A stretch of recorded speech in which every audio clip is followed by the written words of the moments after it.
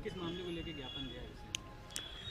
कानपुर को जिस तरीके से जिहाद का गढ़ बनाने का प्रयास जिहादियों द्वारा किया जा रहा है, उसी के निमित्त चाहे वह कानपुर में किसी भी पद पर तैनात एक समाज हो, चाहे वह मंडलायुक्त के रूप में हो, चाहे वह एसपी के रूप में हो, वो अपने पद पर बैठकर सिर्फ और सिर्फ पद का दुरुपयोग ही करेगा, क्योंकि उसकी मानसिकता में जिहाद बसा हुआ है।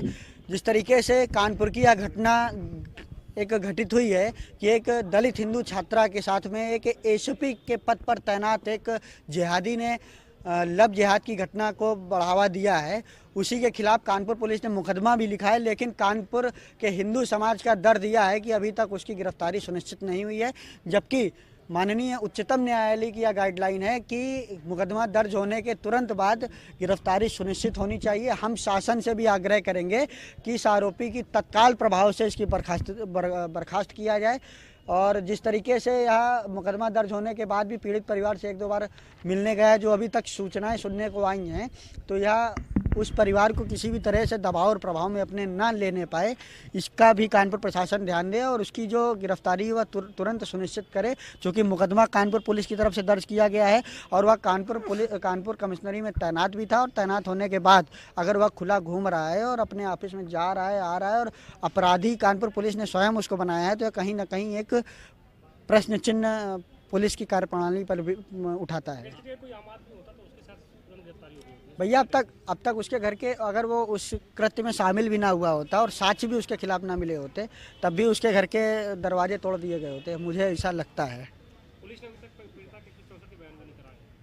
अब लेकिन मुकदमा तो दर्ज किया है, तो मुझे लगता है कि अगर मुकदमा दर्ज किया है तो मुकदमा दर्ज होने के बाद गिरफ्तारी होनी चाहिए। समान व्यवहार सबके साथ रखना चाहिए। और यह वही अधिकारी है जिस पर आरोप लगा था कि एक गौमांस से भरी गाड़ी पकड़ी गई थी और उस गाड़ी को इन्होंने छुड़वाने का काम थाना फील्ड थाना क्षेत्र में किया था। कुछ नहीं होता है तो आगे क्या करेंगे? कुछ नहीं होता, जिस तरीके से जब भी किसी हिंदू बहन बेटी पर कोई बात आती है तो हम सब हिंदू समाज एक साथ खड़ा होता है, उसी तरीके से अगर नहीं होता है तो हम लोग भी आंदोलन का रास्ता चुनेंगे। संवैधानिक रूप से जिस तरीके के भी आंदोलन हो सकते हैं उस तरीके के आंदोलन करेंगे। और मुझे लगता है कि माननीय मुख्यमंत्री जी की सरकार है, योगी आदित्यनाथ जी बैठे हुए हैं, अगर उन तक यह मामला गया होगा तो उन्होंने तत्काल इस पर कार्रवाई करने को दिया। और मुझे ऐसा लगता है कि अभी तक उनसे भी बातें छुपाई गई हैं।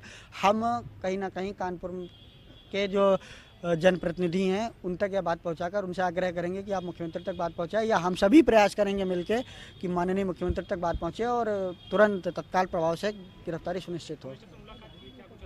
कमिश्नर साहब ने समय अपना नहीं दिया, लेकिन उनके स्टाफ अफसर आए थे मिलने, उन्होंने कहा है कि अभी हम जांच कर रहे हैं। मुझे लगता है कि मुकदमा दर्ज होने के बाद किसी भी प्रकार की कोई जांच अगर करते हैं तो यह सिर्फ और सिर्फ उसको लाभ पहुंचाने का काम किया जाएगा।